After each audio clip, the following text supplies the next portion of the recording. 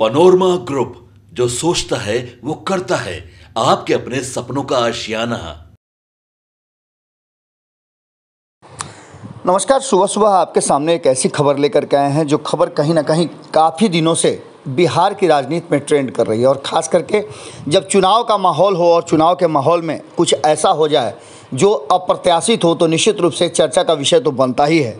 कई ऐसे मौके आए हैं जिसमें आपने देखा कि पहले और दूसरे राउंड के चुनाव में कई ऐसे उम्मीदवार हैं जिन्होंने विद्रोह किया और विद्रोह करके वो चुनावी मैदान में उतरे, जो काफ़ी चर्चा का विषय बना। पूर्णिया में पप्पू यादव चर्चा में बने, तो वहीं आप देख रहे होंगे कि सुपौल में जिस तरह से बैद्यनाथ मेहता चर्चा में बने, वैसे ही पवन सिंह जो पावर स्टार कहे जाते हैं, भोजपुरी के स्टार हैं, गायक हैं, उनका नाम भी खूब चर्चा में आया। एक तो वो ऐसे ही पॉपुलर हैं, भोजपुरी भाषा में अच्छा खासा उनका काम है, और ऐसी स्थिति में वो जब चुनाव में मैदान में उतरना शुरू कर दें और वो भी विद्रोह करके निर्दलीय, तो निश्चित रूप से चर्चा का विषय तो बनेगा ही। खास करके भारतीय जनता पार्टी में पवन सिंह हैं, और पवन सिंह को भारतीय जनता पार्टी ने पश्चिम बंगाल के चुनाव में लड़ने के लिए उनको सिंबल भी दिया था और उनका नाम भी घोषित हो गया था। लेकिन अचानक से ऐसा क्या हुआ कि पवन सिंह का नाम वहाँ से वापस हो गया, फिर वहाँ से प्रत्याशी बदले गए और पवन सिंह के बारे में कहा गया कि पवन सिंह किसी तरह का चुनाव नहीं लड़ेंगे। लेकिन अब काराकाट में पवन सिंह ने चुनाव लड़ने की घोषणा कर दी है, और वो उनकी मां दोनों चुनाव के अभियान में पूरी तरह से जुट गए हैं। इन सारी बातों को लेकर के उनके घोषणा करने के बाद राजनीतिक माहौल गर्मा गया है। पवन सिंह के चुनाव लड़ने पर आरा लोकसभा एनडीए प्रत्याशी सह केंद्रीय मंत्री आर.के. सिंह ने एक बड़ा बयान दिया है। हम आर.के. सिंह का बयान सुनाते हैं, उससे पहले आपको बता दें कि पवन सिंह को लेकर के मनोज तिवारी भी बड़ा बयान दे चुके हैं। निरहुआ की बात करें तो वो भी बयान दे चुके हैं, और लगातार पवन सिंह के चुनावी मैदान में उतरने के बाद जो फिल्मी जगत है वो एक्शन में आ गया है। यहाँ तक कि अब आप इसकी चर्चा करें तो लगातार चर्चा हो रही है कि आखिर पवन सिंह का होगा क्या, कि भारतीय जनता पार्टी क्या करेगी। मनोज तिवारी ने साफ कहा कि मान जाएंगे, वो ऐसे नहीं हैं। लेकिन इसके साथ साथ आपको बता दें कि पवन सिंह टस से मस नहीं हो रहे हैं। पवन सिंह का कहना यह है कि उनकी मां ने उन्हें चुनाव लड़ने की बात कही थी और वो चुनाव लड़ेंगे। उनकी मां ने भी कहा कि काराकट की जनता को बेटा हवाले कर रही हूं, अगर कोई भी गलती करे तो कान पकड़ के इसको कनेठी दीजिएगा। खैर, इन सारी बातों के साथ साथ अब आर.के. सिंह के बयान के बाद माहौल एक बार फिर से उल्टा होता हुआ नज़र आ रहा है। यानी पवन सिंह के लिए मुश्किल होगी काराकट में चुनाव लड़ना।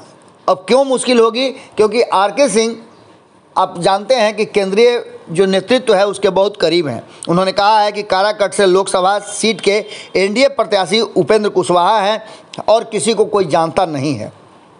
आरा लोकसभा के एनडीए प्रत्याशी आर.के. सिंह ने भोजपुरी स्टार पवन सिंह को पार्टी से निकालने की बात भी कही है।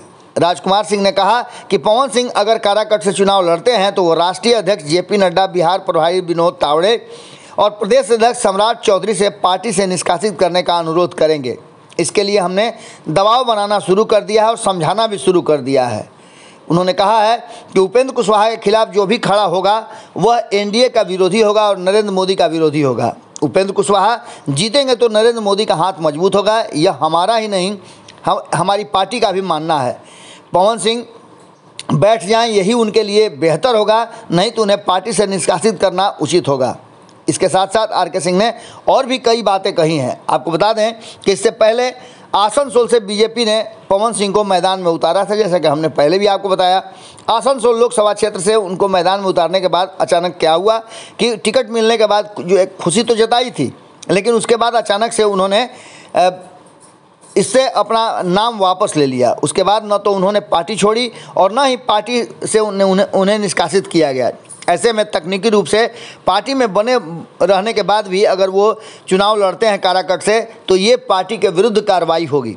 काराकट सीट से एनडीए प्रत्याशी के रूप में उपेंद्र कुशवाहा मैदान में हैं। पवन सिंह के चुनावी मैदान में आने से आरा और काराकट लोकसभा सीट पर जातीय समीकरण पर भी असर पड़ेगा। ये बातें हम लगातार आपको कहते आए हैं।